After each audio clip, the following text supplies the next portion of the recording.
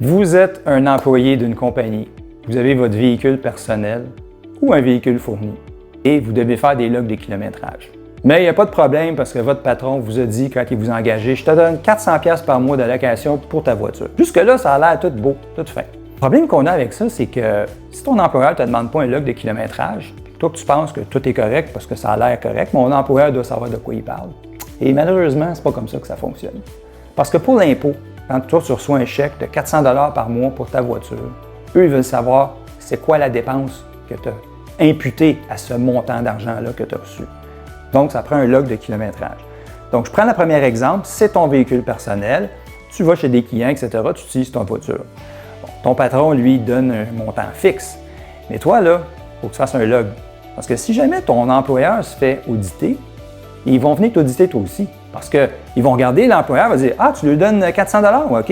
As-tu des logs de kilométrage? Non. » Là, ils vont venir le voir. « Comment ça, tu n'as pas fait de log de kilométrage? »« Ah, ben je ne le savais pas. » Et voilà. Et là, le processus s'engage. Et c'est tellement plaisant de se faire auditer, parce que même si on n'a rien à se reprocher, c'est quand même quelque chose de stressant. Donc, on a besoin d'un log.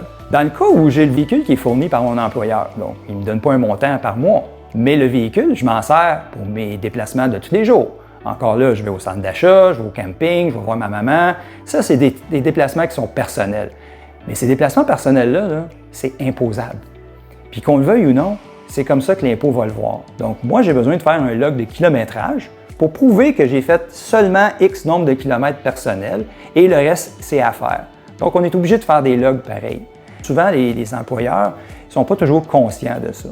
Donc, quand eux, ils se font auditer, ou vous faites auditer, ça va devenir un vase communicant. Je m'explique. Vous faites auditer parce que ça peut arriver qu'une personne se fait auditer pour plein de raisons. C'est comme une loterie.